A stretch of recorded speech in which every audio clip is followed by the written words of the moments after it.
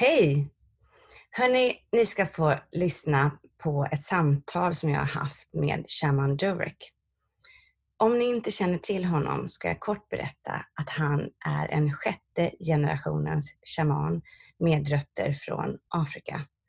Han har också precis skrivit en bok som kommer ut dessa dagar som heter Spirit Hacking. Och den boken är fylld av verktyg för oss att leva vårt syfte här på jorden. Shaman Durek ger mig helt nya perspektiv på schamanismen. Han berättar om deras roll här som någon slags medlare mellan två världar. Och han berättar om kvinnornas roll för evolutionen och hur männen behöver förändras för att det ska hända. Nytt för mig alltihop. Jag tycker att ni ska lyssna in på vårt djupa samtal som innebär både skratt och allvar och mycket kärlek. Hello, Shaman Durek. Hi, my love. How are you? I'm absolutely wonderful. Oh, that's so nice to hear. Lunchtime in New York City versus Friday evening here in Stockholm, Sweden. Yes. We are delighted to have you here with us in our Livsenergi channel. You are about to launch a book worldwide. It's a global launch now in October called Spirit Hacking. And I know for a fact that this book is going to be called the same in Sweden with another subtitle, which I am very happy for because Spirit Hacking is very hard to translate. It's a fantastic title, I think. It's what everyone wants, right? Spirit Hacking. It's time. What does it mean? Spirit hacking means that you are able to access your spiritual body through awareness, through words, and through consciousness. And so a lot of times what happens when you're in the physical world is that human beings look at the material world, the place of matter and substance, as something that is like solid. So they place their attention and their focus upon these, solid forms, such as like your house or your car or the pencil you write with and all of these different things. And so we utilize tools every day in our life to access certain things. To move a car, you put a key in the car, you have an engine, it runs and everything. So everything has a systematic function in the physical world. And most people don't understand that all of these material things that are what is basically energy trapped in matter, which is all available information and data, is a part of the spirit world. And so when we separate spirituality and dull it down to the idea of just drinking green smoothies or doing yoga or meditating with crystals, we limit the all-inclusiveness of humanity from being a part of this journey of evolution. In truth, shamanism, we say spirituality means your willingness to evolve. So when you are a spiritual person, you could be an engineer, you could be a doctor, you could be a lawyer, you could be a dancer, you can be an artist, you can be a songwriter, you can be anything. Because if your willingness is to evolve your species through your creativity, through your engineering, through your architecture, through whatever it is, you are operating in a spiritual context. So spirit hacking basically means being able to hack into that awareness, hack into that level of consciousness, and be able to move energies that support you in that evolution, or should we say in that adaptation with everyone else on the planet. Basically not operating in our highest power source, or this idea that we have to continue following that very patriotic, masculine positioning on earth, which has been limiting elderly women from bringing their wisdom to us so that we can grow and learn from our choices and make better choices. It's been limiting us from holding on to the structure of how we build and how we continue to thrive on earth as according to our resources and how we're utilizing those resources. And also for women, which is very important, to see that they are the seers of the, how do we say, the best way I can put it in Sean, I was just explaining it to a Wall Street banker last night, is that women are the vision before the vision. So women have the ability to see quantumly, men see linearly. So that means that women have the ability to see when there's imbalance, they also know when there's danger and when there's possibility of danger, because women can sense before something even manifests. So that's a powerful tool when you think about all the women on the planet to fully come into the embodiment of being able to hack back into their intuition and into that sense of knowing, and for men to hold into that space of holding space for women. That's my new campaign this year. It's called Hold Space for Women. And really create an opportunity for the old tribal ways where tribes would actually migrate based on women's direction, and then men would build according to what women told them to build, because women were able to see what would be necessary for survival, for thriving, for protecting the young, the best place for them to have resource and so forth, because women are connected to all of those frequencies.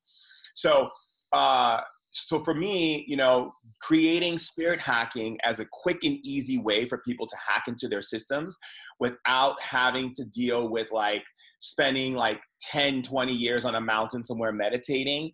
They can learn how to hack and be able to change frequencies, energies, release dopamine in their body, raise their serotonin, correct imbalances, deal with depression, balance their hormonal system. The list goes on. And so this is the beginning forefront of what I call the future of technology on our planet, utilizing that with allopathic medicine, and we'll create a whole new understanding of what it means for health and wellness. And so this is why I thought it was very important to develop this at this time in our evolution. It sounds like a big tool and a very important tool for us. Do you think that it's a book that you can read even if you are not very spiritual? Absolutely. I think the idea of the way that I wrote the book is to write to a teenager. I don't use huge words and a lot of times I'll read books and I realize it's very mental and it's very words you have to look up in the dictionary and things of this nature. I make it so easy that literally I can read it to an 8-year-old and they get it. The Swedish translation is very good. You are quite known in America and the US where you are brought up, right? That's where you live. And that's where you have been living for most of your life. Is that correct? Off and on. So I've lived in America, but I've also lived overseas a lot. So I've lived in Israel, Italy. I've lived in Iceland, Turkey, and Spain, America, Hawaii. So I've traveled quite a bit and lived in a lot of different countries. Sweden. How old are you? It sounds like you're 97. I'm 44. It's just fun that you have been able to live in so many places already. Yeah, I find the understanding of anthropology and sociology very important to the development of the human species. And so I wanted to understand different people's cultures and beliefs and observations of God so that I could basically understand how I can support everyone as an all-inclusive evolution versus just focus on one thing, which is my family upbringing. I wanted to understand, that's why I lived in Sweden, because I wanted to understand the Swedish people. I want to understand Turkish people. I want to understand people in Israel and what is it like in a religious family. So I joined a religious family and kept the holy days and read the Torah and went to synagogue and all of these different ways of observation. I think the greatest way to observe anything is to go in it like you're entering a new planet that you've never been to, and you observe their customs and cultures without making your opinions or your suggestions upon it. And you just go into it and absorb it and experience it. And then from there, you can see what needs correction with more love, or what is something that is supporting them, or what's something that's not supporting them. It sounds like fun also. It's very fun. So we're going to come back to your connection to Sweden and Norway a little bit later. I just want to dive into the shamanism piece first, because we want to know what is it that you do, because we know that you have a name in the US. You are, among other things, called the hottest mentor in Hollywood. Mm-hmm. I'll come back to that later if you want to. Fine. So, but what is a shaman? So a shaman is someone who is able to access an awareness that is like going behind the scenes to help people understanding their neurological functioning, how they operate within the census of their planet. Like, are they in harmony with their resources, the way that they're developing, how much peace they're able to maintain in any social structure. Shamanism is, in tribal culture, a shaman is always outside of the tribe, looking in at the tribe with non-judgment. So we don't judge people by making things right and wrong, because we know that that right and wrong in morality is based on subjectivity of the person whoever created those rules, right? So in everyone's household, right and wrong is something completely different as according to their upbringing and their social experiences and their ancestral experiences. So in shamanism, what we do is we look at how can we utilize our ability to speak to spirit, to connect with nature, to read the human body, to understand the neurological functionings of the human body, both in spirit and mental and emotion, and how the body operates, and how the planet operates, and then how the quantum field operates around the planet, to create a sustainable human being that is living in harmony with their resources, with their environment, and that is creating more for their species versus taking away from their species. So we do this in several ways. Like, for instance, I just had a person here who came in. I put my fingers on her arm, read her pulse, figured out what she was doing in her life based on those pulse frequencies. Then I tracked her pulse frequency to an ancestor where her behavior stems from. Was it her father or mother's side? We found it was her great-great-grandmother on her father's side that created the fear in relationships that she's been holding on to. Then we go from there to running a frequency through her organs to see if her organs are creating inflammation. Is there inflammation developing in her body? As we know, inflammation and too much inflammation in the body actually creates a hostile environment for your body, which causes bacteria, funguses, viruses, pathogens of all types, and as well as free radicals, which break down your cellular process of the body. Then we were looking at her neurological functionings. How much perception does she have in her awareness to be aware of certain energies that create impulses for her to attract the right mate, to have the right job that brings the right amount of money for her, for what she wants to achieve in this life, and so forth. And then we looked at other structures such as body posturing. What is her body saying? How does her brain, what kind of things is she holding on to mentally? Are those things in alignment to what she's asking for in her life? So most people think the ego is this outside, being that's attacking us from inside somewhere based on our behaviors. What people don't understand is that your ego is basically a generated energy that connects to your neurological functioning, that whatever you put your mind upon, it then supports. So if you say there's no good men in the world, then your ego will support that and send all the most horrible men in your life by pulse and frequency of connecting you to your awareness and perception of these types of men that exist. So it'll make you say yes to the person that you're looking on a dating app for, or you go into a restaurant and you'll bump into a man because your frequencies are aligning you. So when your ego is then supporting a frequency that you attract people in your life who are supportive, loving, and nurturing, then different people show up. And again, this makes for evolution. So in shamanism, our biggest thing to do is to expand awareness. Now, there are different types of shamans. I'm a spirit shaman, so my body has to always be in purity, so I don't put toxins or poisons in my body whatsoever. But there are also different types of shamans. There are shamans who work with plant medicine and root medicine. There are shamans that work with extracting certain types of hormones or certain types of pheromones or certain types of poisons from different animals to create certain effects, such as sapo, a combo. There are shamans who work with water, like in Indonesia, who only deal with water and changing the molecule of water to create an energy frequency in your body that makes things happen, such as you purge or you cleanse or, different things of this nature. And so our purpose on the planet is to ensure the survival of our species, but not just our species, but to create an adaptable exchange between our species, between nature, and between understanding our elements and our relationships to our ancestry. And so what happens is when people come to see me, I'm looking at several things. I'm not just looking at what the person is telling me, because whatever people tell me is their story as according to the impulses and perceptions they've gained. And my responsibility is to go beyond those perceptions, go beyond those stories that they tell, because it's so easy for human beings to formulate stories when their impulses are leading them to all those things. My job is to look and see if those impulses are leading them to things that are supportive for the regeneration or for sustainable, or is it necessary for the evolution or for the self, actualization of their beingness in this embodiment. So that means that, are they operating in a field of intelligence that is allowing them to recognize themselves as leaders? And then are they utilizing all of the things they've gone through as an opportunity to share knowledge and wisdom with the planet to help other people by pouring into their vessels, by constantly keeping their vessels filled?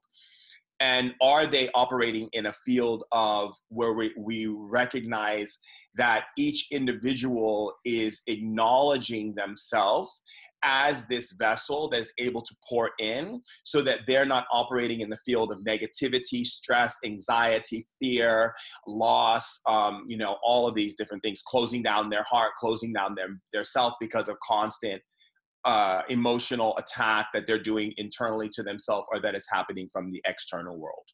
It sounds like you're some kind of facilitator from a little bit from afar, looking at the entire world and with each individual in it, with nature and all that's going on here. Yes.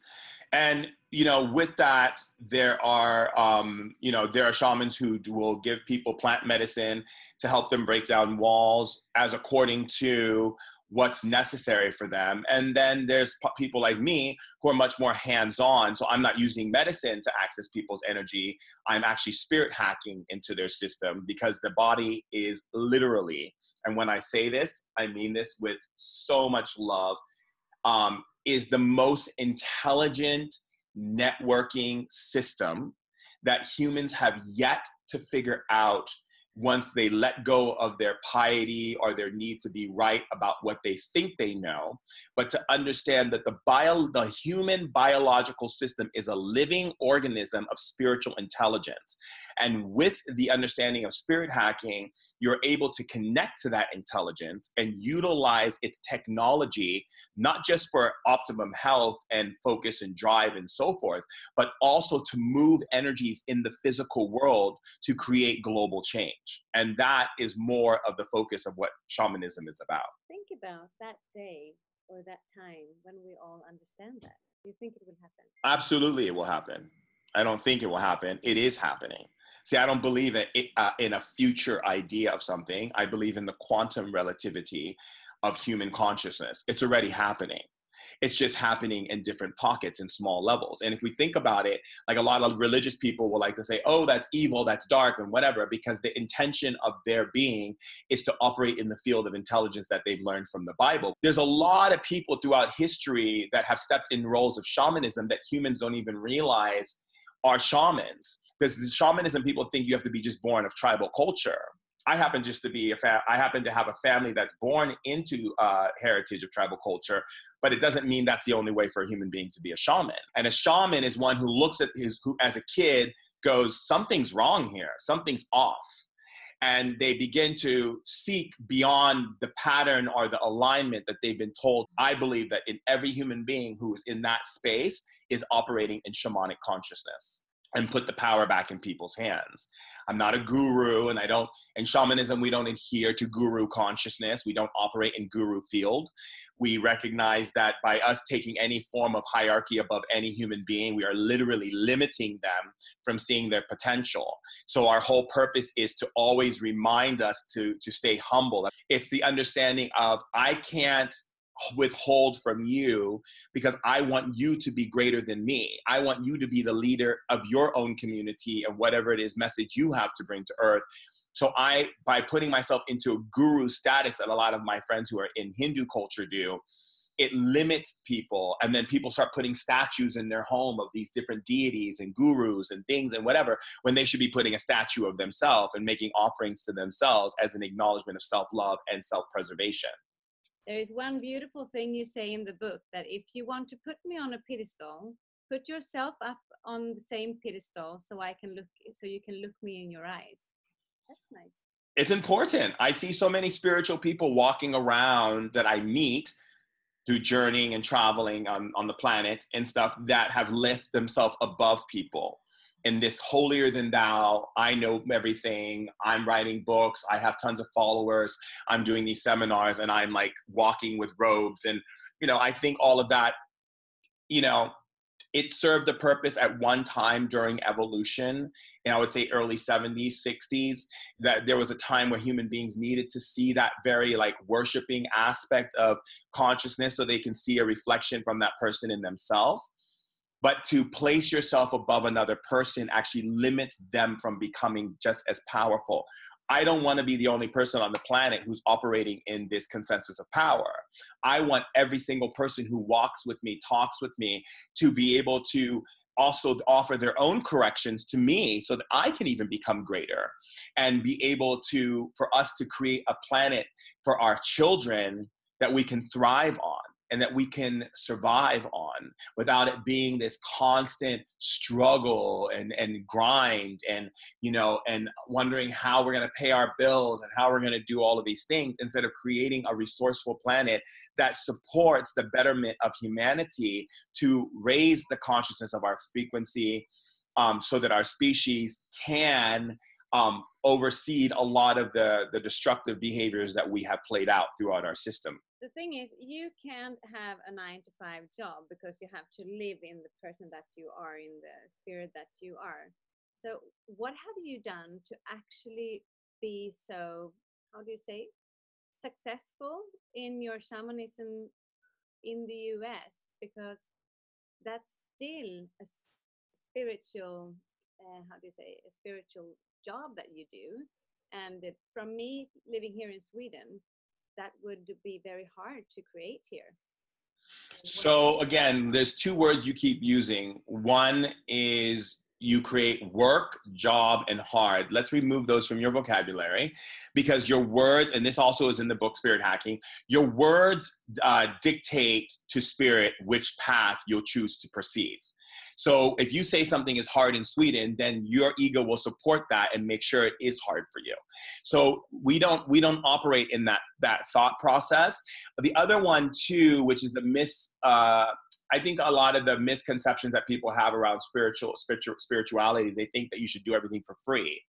And I disagree. You know, I think that we are living on a planet that you have to pay for food. It's not like people can come to my house and drop off apples and produce and salads to me every single day so that I can nourish myself. They're paying for my airplane tickets to fly to different countries that are in war. They're paying for my, whatever I need to support the people and support myself in replenishing myself, such as getting massages, taking time away, being with my girlfriend, doing things that make me feel fulfilled so I'm able to stay overflowed, so that overflow goes out to pour into the vessels of people. I charge people if they want to do like a private with me. I charge money for that. But at the same time, if people come to me and say, hey, I don't have the money, or I have an illness or something like this, then I do it pro bono. So I find the balance. So the balance is I'll do a podcast, give people all this amazing information that people would spend thousands and thousands of dollars seeking. They just get it by going onto the podcast and listening to the podcast.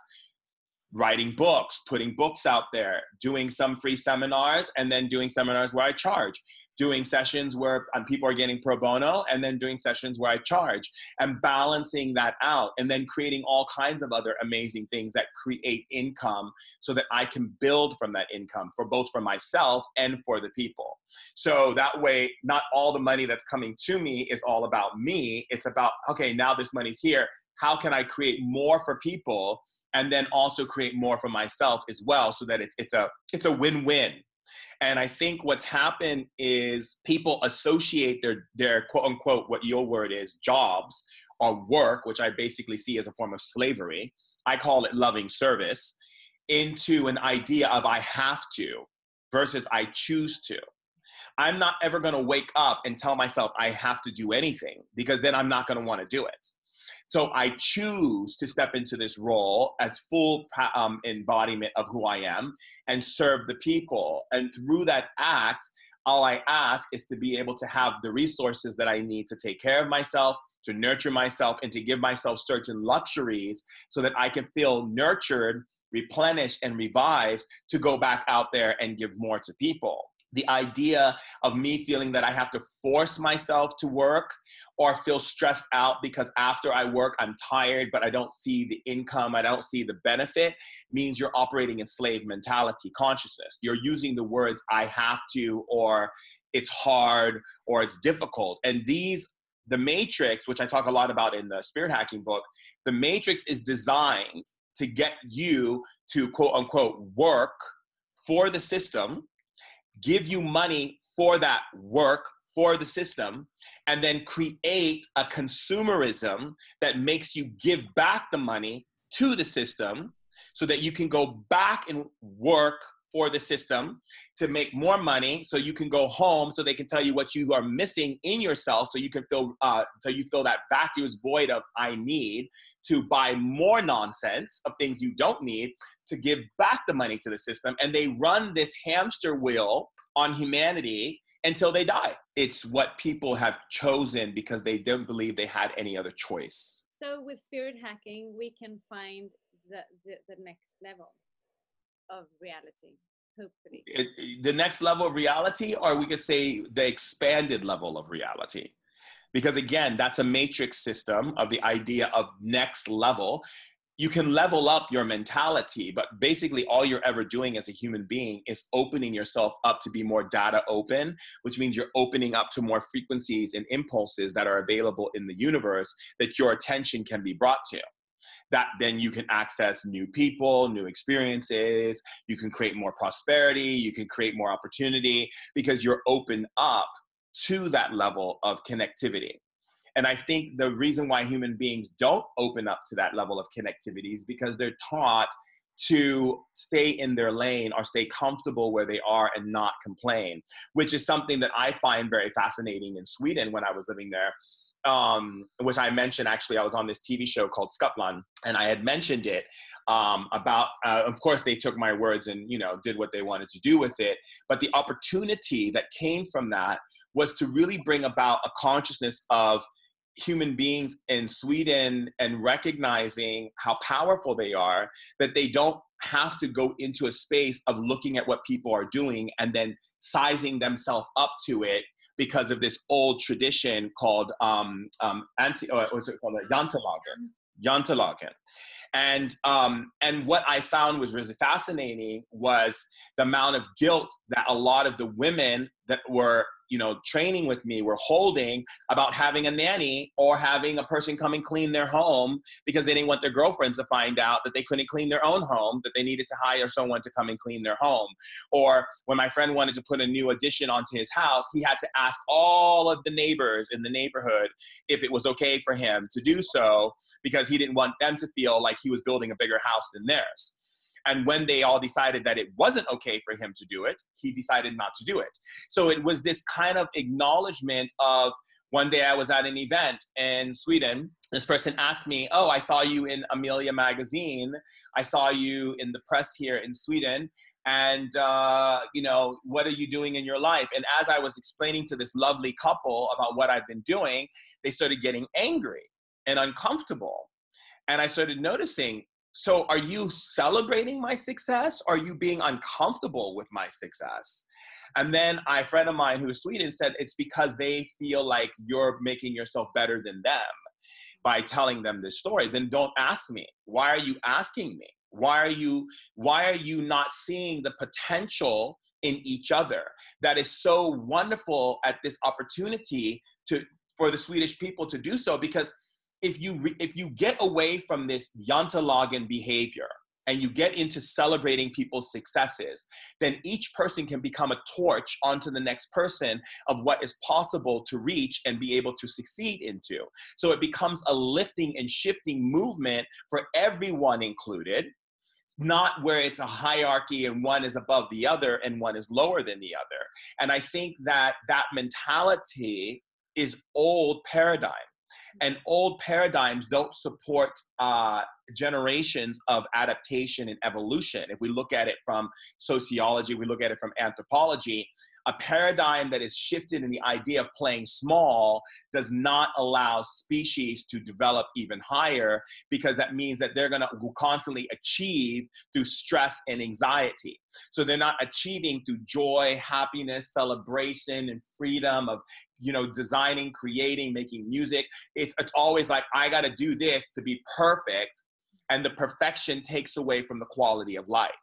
So yes, exactly. And so what it does is the quality of life becomes diminished, and the idea of stopping and smelling the roses becomes null and void, because the idea of getting what you need to get done is more important than spending time with your grandparents for the little time they have on the planet, spending time with yourself, spending time with nature, spending time with those beautiful moments, instead of saying, well, I'm going to work myself until I'm burnt out and then I'll spend the time.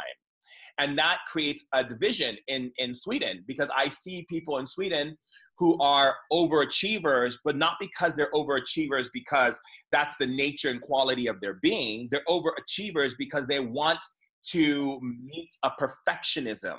But don't you think that a lot of it is that we have lost the ability to reflect on life?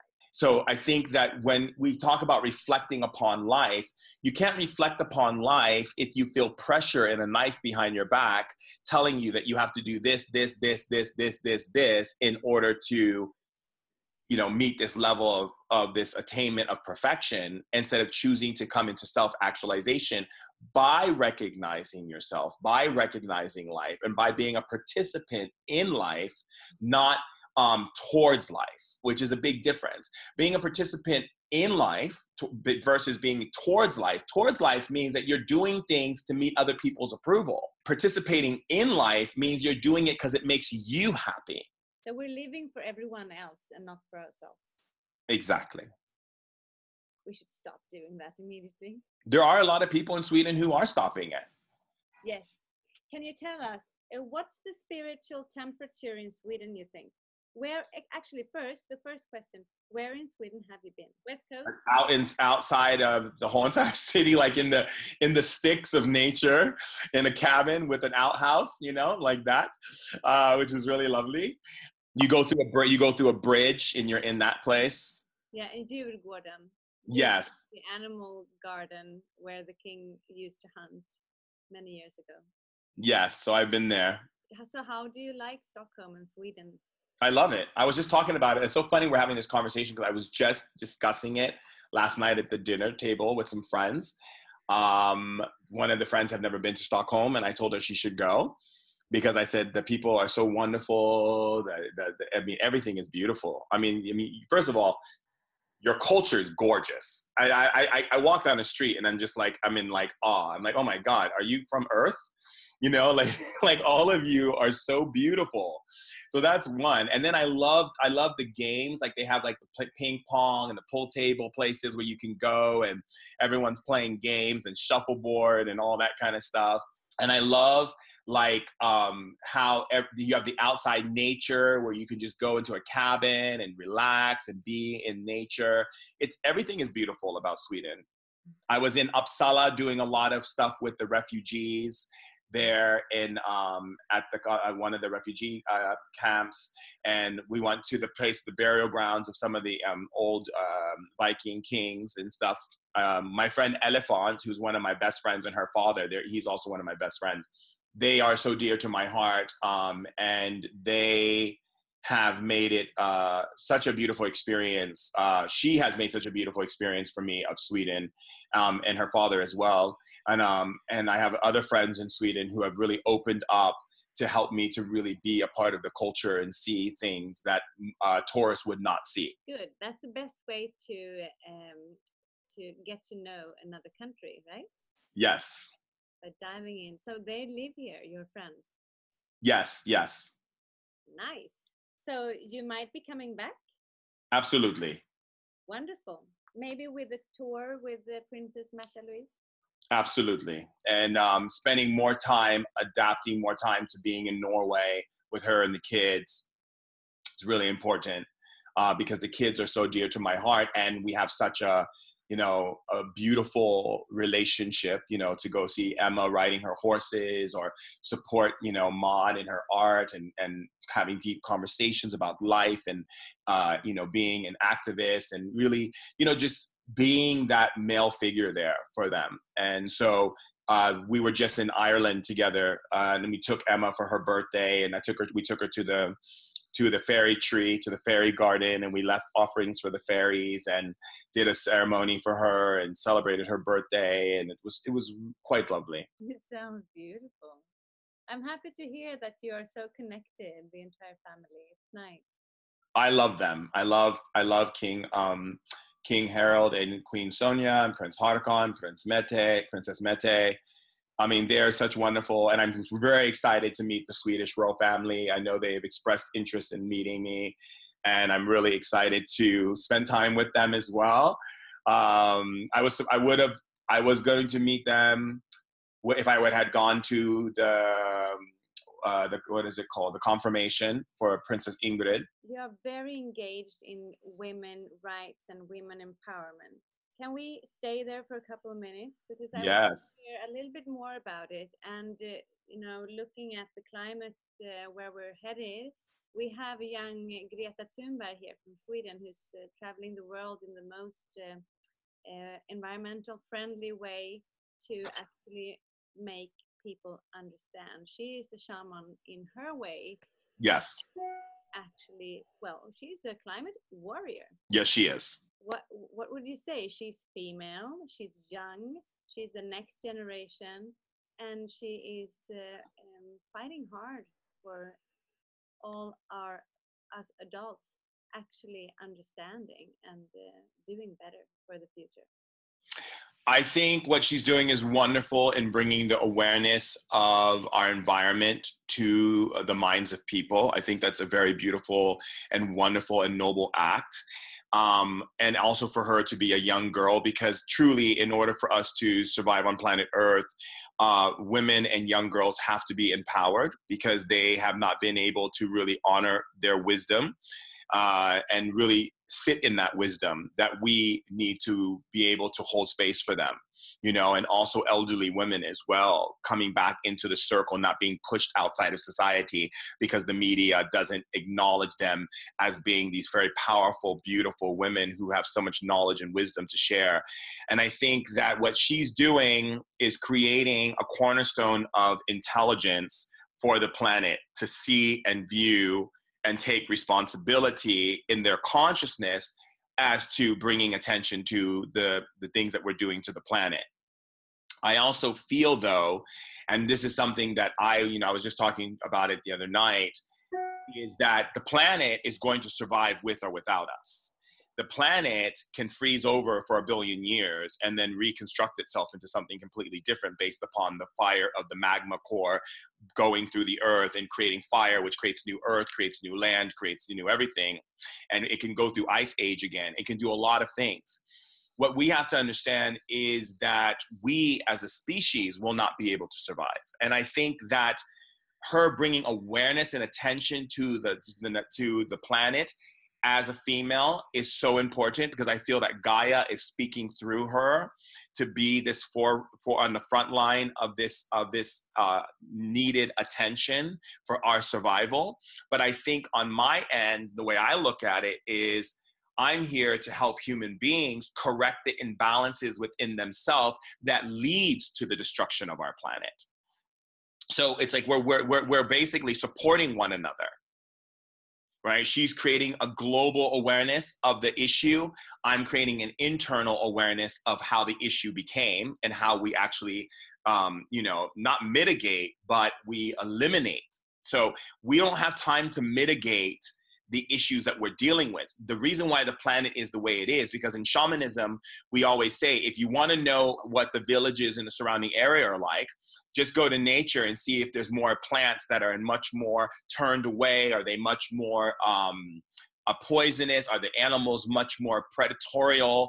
This teaches you about the surrounding areas of what's happening. And what we keep doing as human beings, which I have a chapter in a lot of chapters in Spirit Hacking about nature and how we're taking care of the planet and honoring our responsibility and not being entitled and codependent of the idea that nature can keep creating resources for us as we keep burning through them faster than Mother Nature can develop them, is for us to become stewards of the earth. But in order for us to become stewards of the earth, we also need to be understanding of the preservation of ourselves and how we're operating. If we continue to operate in this very elitist, this place of not taking responsibility and being entitled, going to Whole Foods or going to a place and leaving a cup on the table, thinking that someone's going to come and pick up after us. And, all of these behaviors that we use, instead of, using recyclable glass and things of this nature, we keep attaching ourselves to plastic bottles, plastic bags, not creating an awareness of how much waste is being utilized through each individual family. The problem is just going to get worse and worse and worse. And she's just going to scream louder and louder and louder to a point where she's not going to be able to talk anymore, because the human change for our planet comes from within. And it comes from the very nature of human beings. And when human beings recognize the value of life within them is just as important as the value of life outside of them, that's when we're going to see a huge reconstruction of our planet, because we have reconstructed ourselves internally. And I think a lot of the imbalance that has been caused by this destruction has come from religion. And, and religion, I have a lot of respect for Jesus and Jesus's teachings, and a lot of respect for the knowledge of Jesus's teachings is based in unconditional love. What I don't have a respect for in religion, and that goes for Christianity, that goes for any type of religion that operates in the idea that God can destroy you. When you create an awareness of God can destroy you, send you to hell, burn you in a fire, toss you aside, judge you, condemn you, you create what we call a subconscious part of your brain that begins to create a cell code that holds the same fragmentation or belief that you have in your own creator inside of you.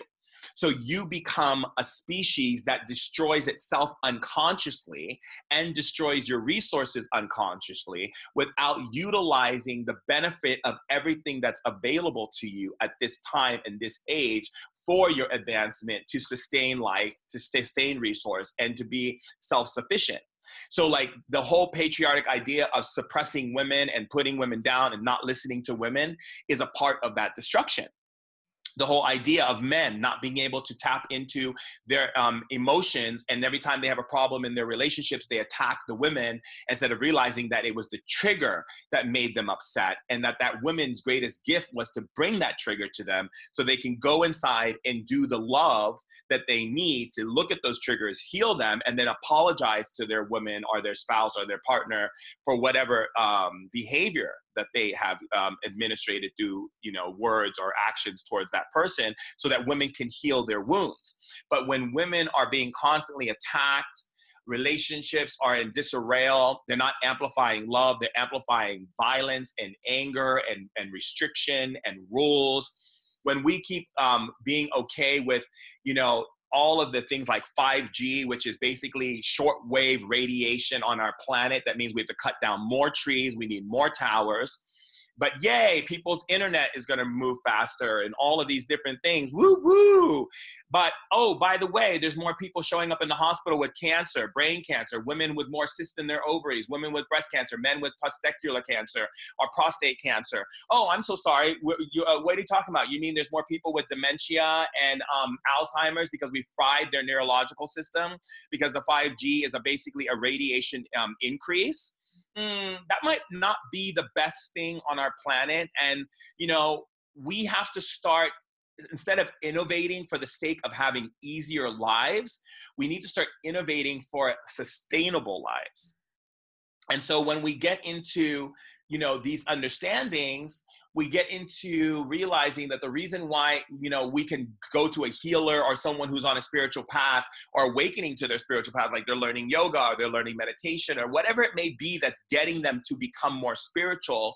And you got people going, oh, that's evil, that's woo-woo, that's this, that's that.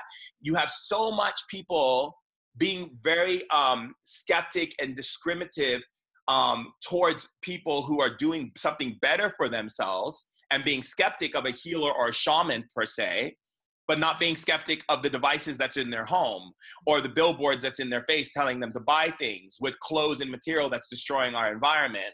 They're not being skeptic about, you know, the amount of information that's being fed to them through news and through media and through movies. Why does every movie have to be a scary movie? Oh, I'll tell you why. Because the writers are being inundated by darkness and being told to keep people in perpetual fear so that their minds are schismed so they can continue to have, you know, is the greatest thing I write in one of the chapters I love in my book is called Circuses and Bread.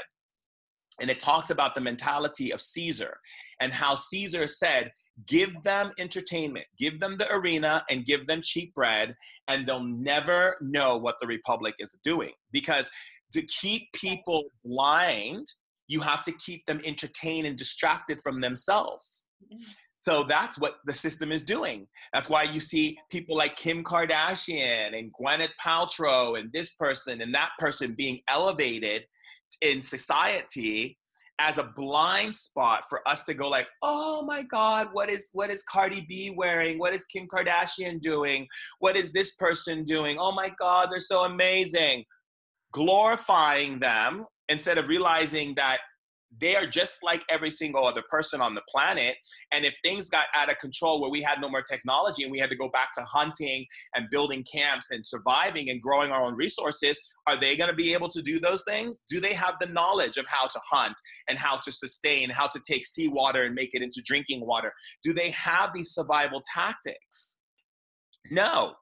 And the reason why is because they're pawns for the system to keep people in disarray through entertainment, and so that people are spending more time focusing on things that entertain them than looking at how do we sustain life on planet Earth.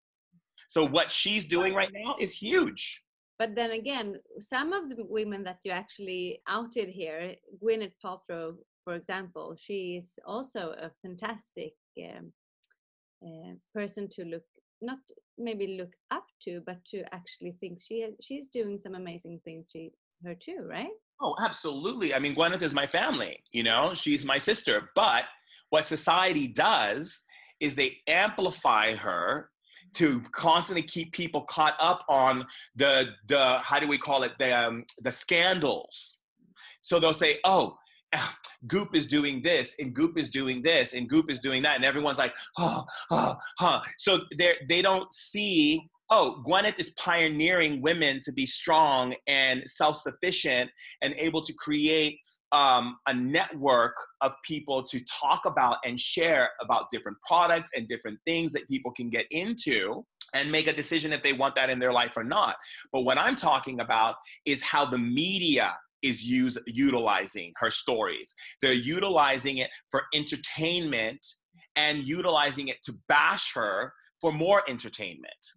They're not lifting her and saying, hey, here's this powerful woman who's creating all these amazing things and is teaching women how to be in the same way. They're elevating her through drama. Yeah. That's what I'm talking about. Yeah. You know, media lives off drama. But I heard that you're making a movie. Yeah, I'm making a couple movies, yes. Yeah, you are. Fun. Yeah. What kind of movies? Are they also dramas? No, they're not movies like where you're playing a character in a movie. It's movies based on, like, you know, when you saw the movie The Secret, things like that. So it's movies like that that will be in the theaters. Wonderful. Looking forward to it. So I know that we are running out of time here, and I'm mostly concerned about your time. Oh, I'm fine. I have lots of time. That's fantastic to hear. I'm so glad. So I'm just going to look down in my notes here. So I don't think that we're going to go into the Hollywood's hottest mentor. I think that we as you can see me rolling my eyes and turning like it's, to me, it's look, it's, you know, it's very flattering that they want to call me Hollywood's hottest mentor because of my relationship with some Hollywood stars.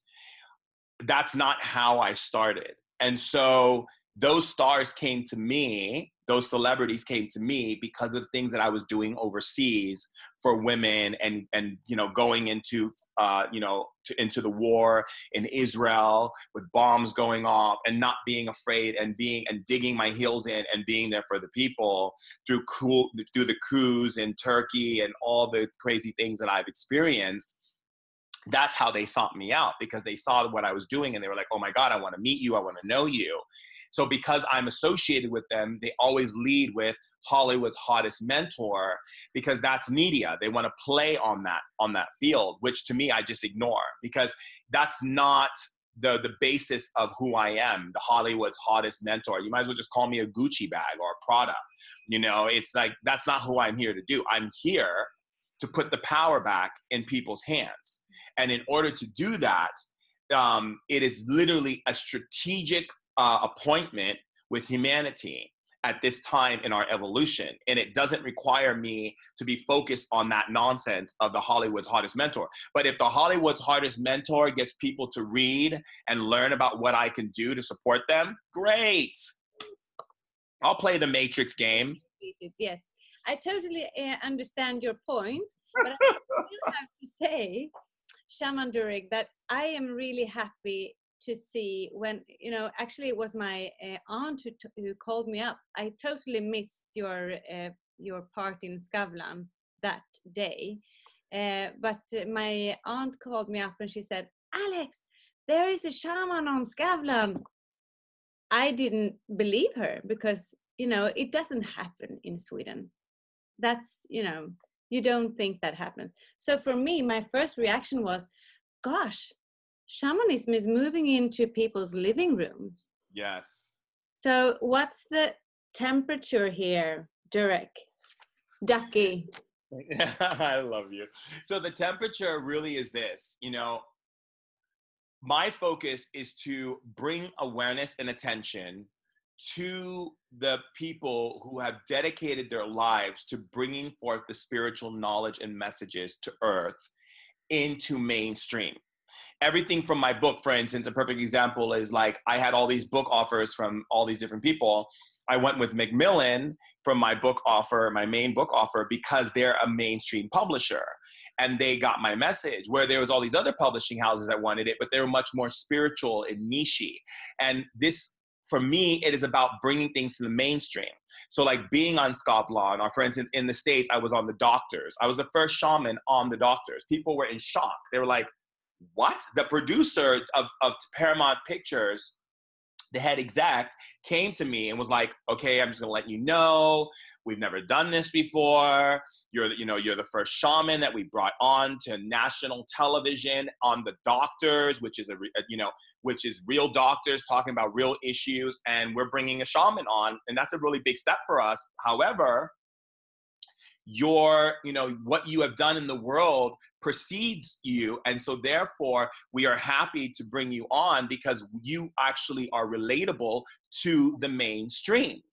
And I think that, you know, bridging that gap between what people consider the physical mainstream, right, being in your home on television like Skavlan, to bringing the spiritual aspects of it, putting shamans on mainstream television, bringing people to talk about things. I think the narrative of what we have to understand and what spiritual people have to understand is that if we're going to be mainstream, we need to speak in a scientific way that helps people understand what we're doing. So instead of saying, oh yeah, I bring energy and this blue light comes and then this energy moves through your body and then you're going off into this other space, a lawyer, a Wall Street exec, a media mogul is not going to understand what the heck you're talking about.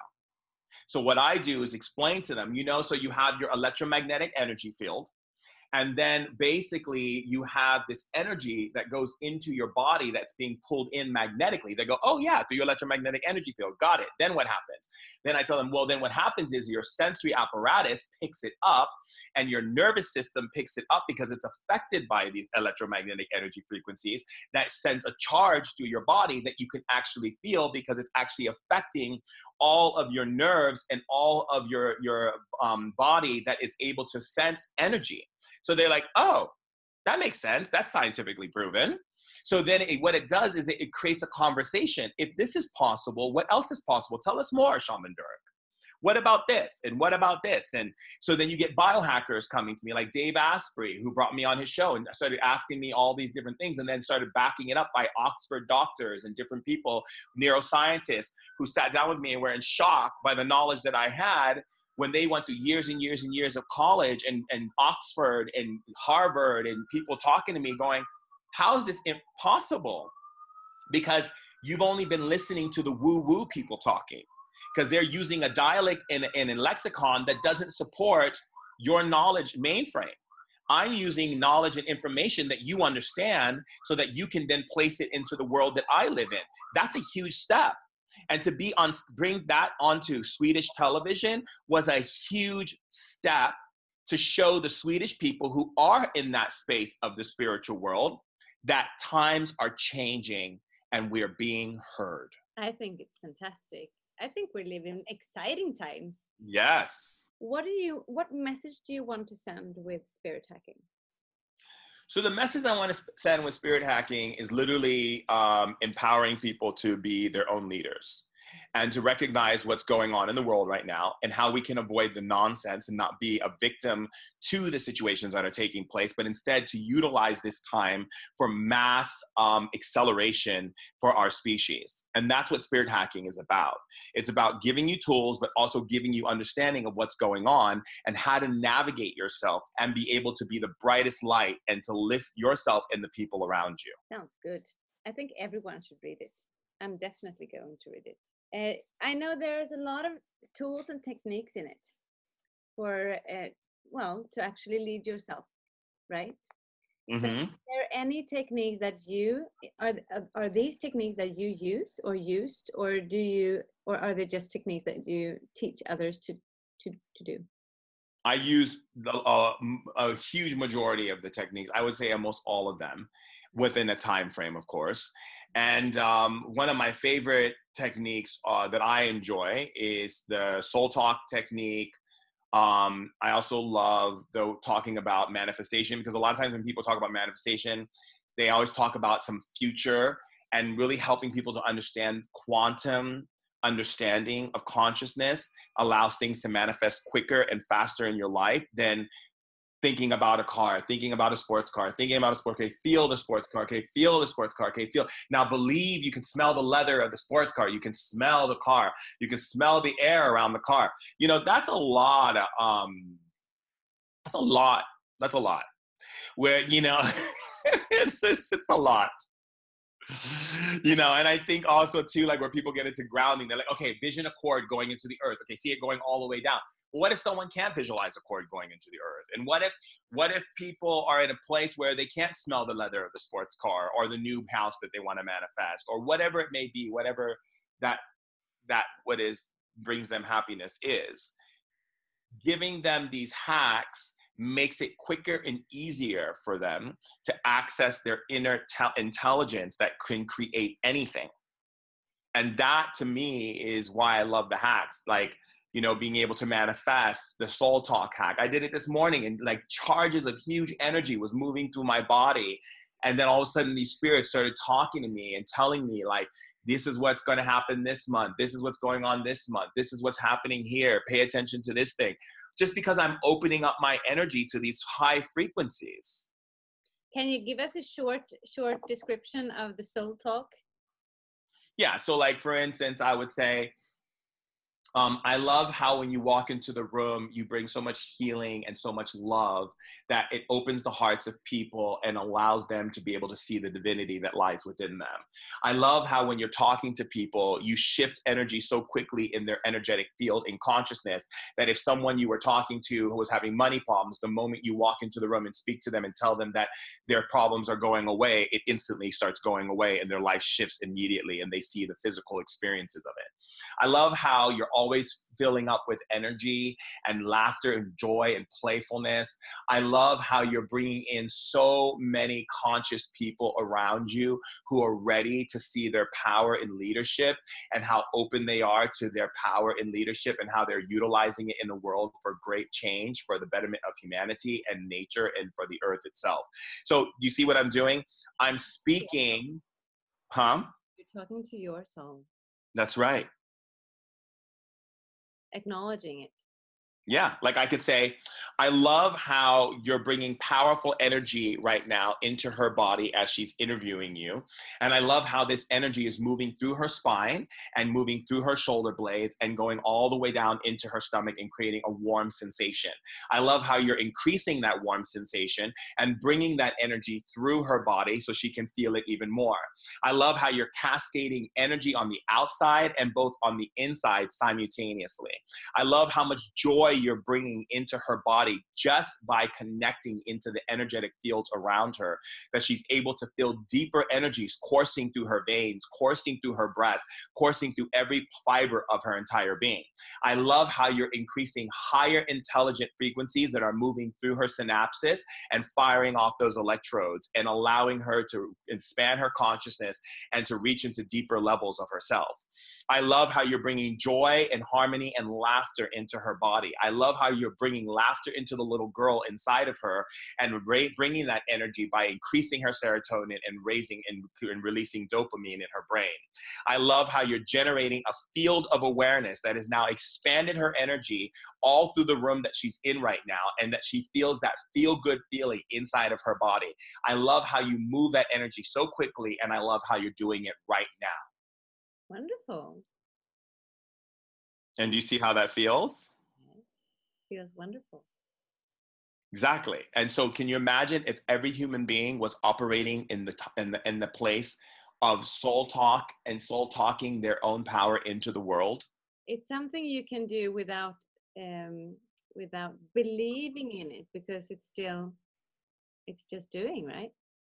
Exactly. Short.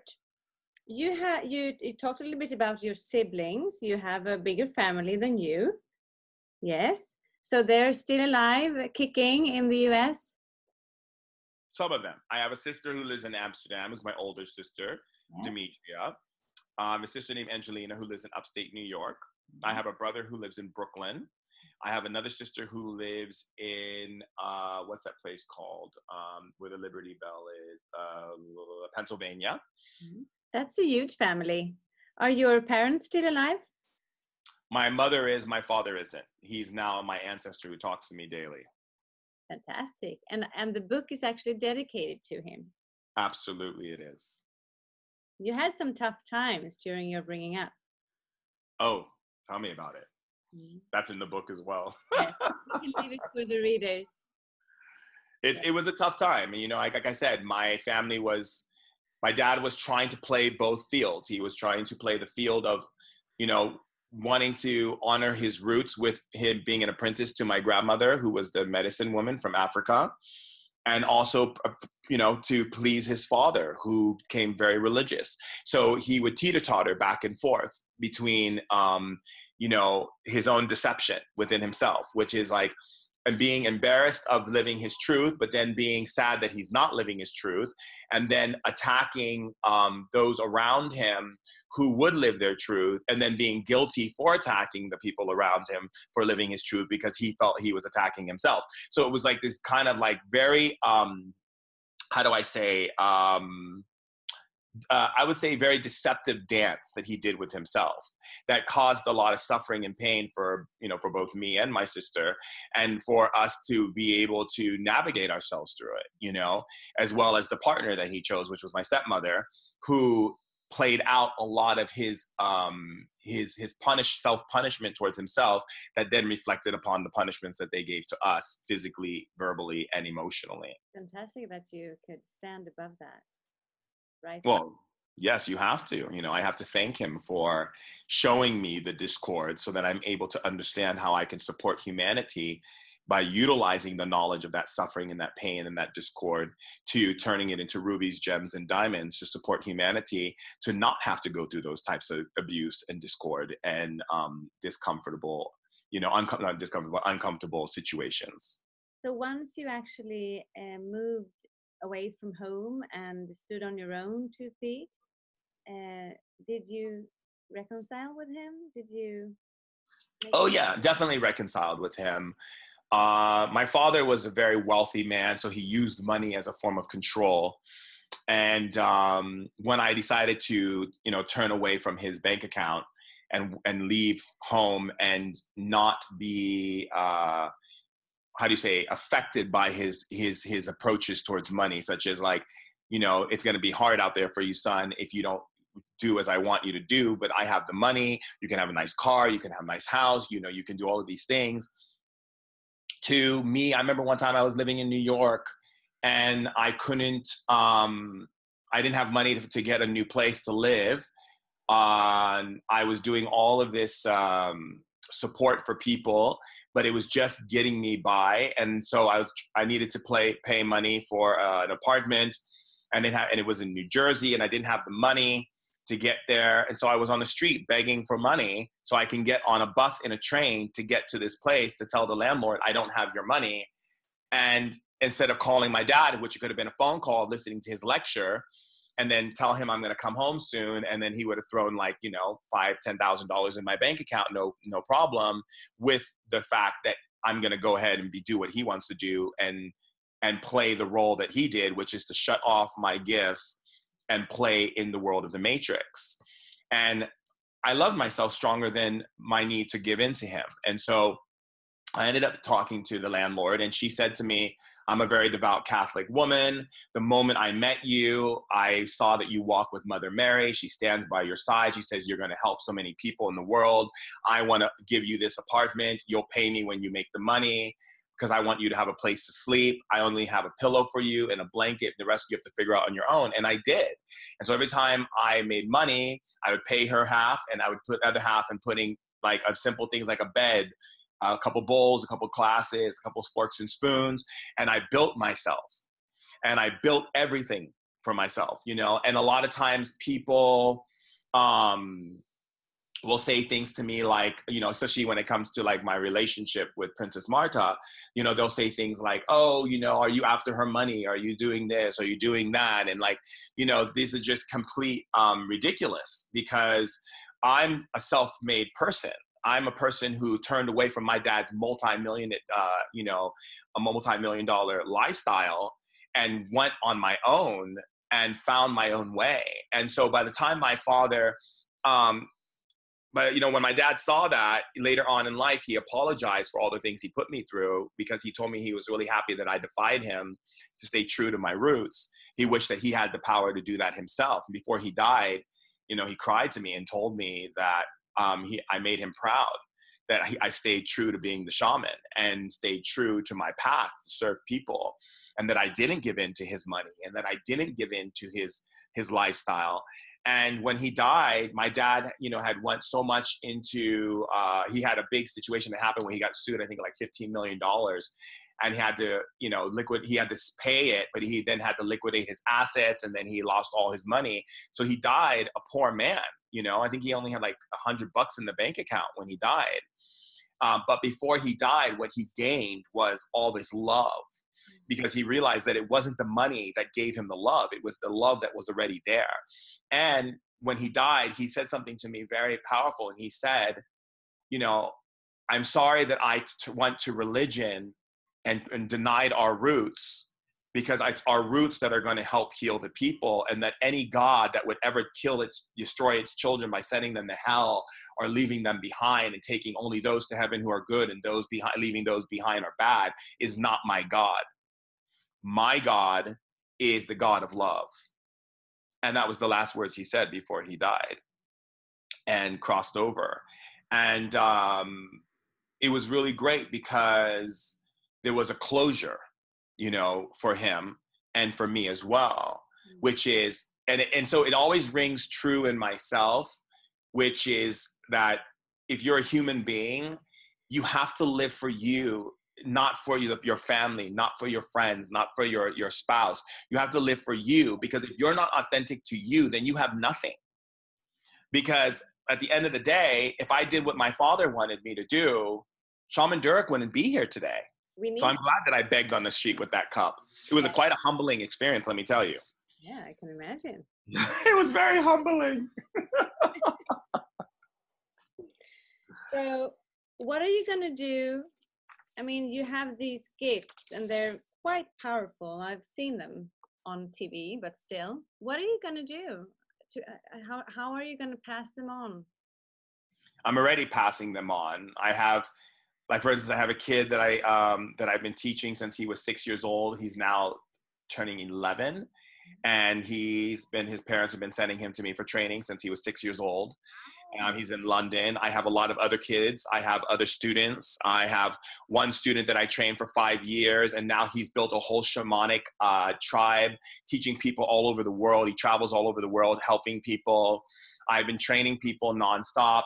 My whole thing is to pass down everything I know to the people, because it's not mine. It's not mine. It doesn't belong to me. You know, and you have it from your tribe, from your lineage of ancestors. So that power must be difficult to transfer in its full essence.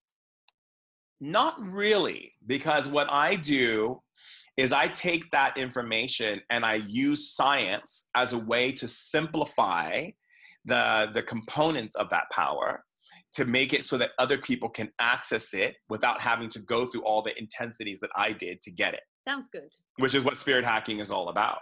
Exactly. Yes. So that's a channel on its own. So do you have a motto in life, like a truth that you live by, like short and sweet? Yeah, so my motto in life, my truth is everything that I am and everything that I shall ever be, I pour onto another person. So that way they are able to see who they are and who they can be. And so my life, nothing belongs to me. And so everything belongs to everyone. And so for me, I live my life by this truth. Everything that I gain, be it money or food or whatever I have, I share it with my friends. I share it with people that I don't even know. And I just want to keep pouring into people's vessels, because none of these things are mine. And so who am I to hoard them or take them and make them? And it's like, even the book, it's not my book, it's our book. I just happen to be the vessel to distribute that information, but it's our book. The knowledge is already in every single person on this planet already. Even if they're clouded or are cascaded by so much darkness that they can't see the knowledge that is going to be given to them through this book that we have created. It is not mine. And so my motto is to all that I am and all that I shall ever be poured onto another person. Nothing is mine. Is there anything in particular you want to tell the Swedish audience? What I'd say is that the Swedish audience has a powerful intellectual component of spirit inside of them that is able to weed and decipher energy at such a very, pristine frequency that allows them to move information from other dimensions into their embodiment of where they are now, that is there to raise the level of artistry, technology, advancements for the whole planet.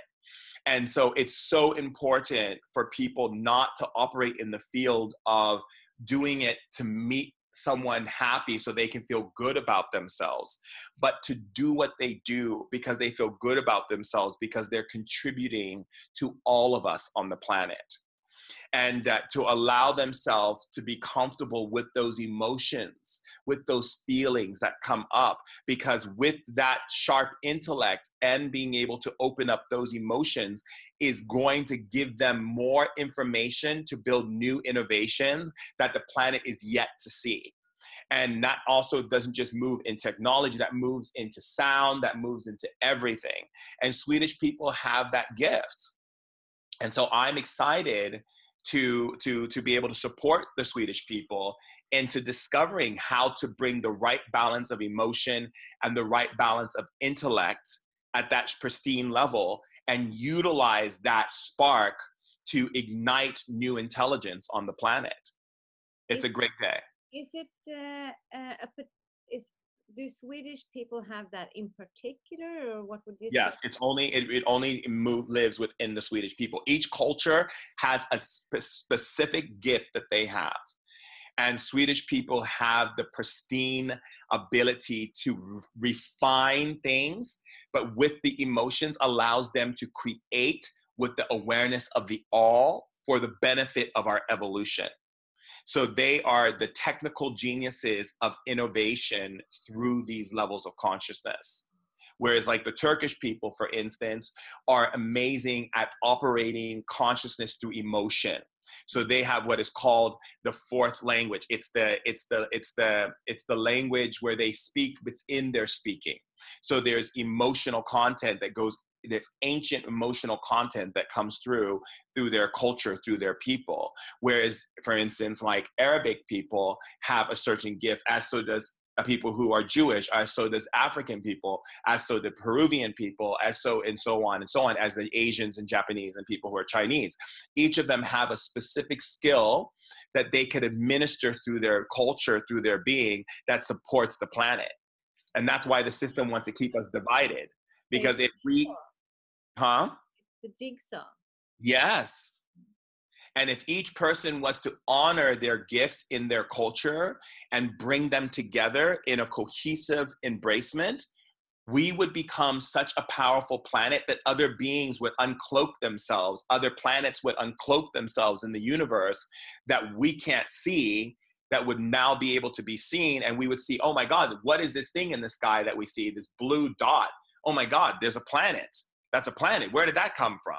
Because those planets would uncloak themselves from our reality, because we're not a volatile race anymore. We're now a cooperative race, which means that we can now cooperate with them so they can bring new intelligence, new technologies, new advancements in science that can help us sustain life, clean our waters, elevate our planet resource, and so forth and so on. I hope that we will understand our gift and contribute to the jigsaw.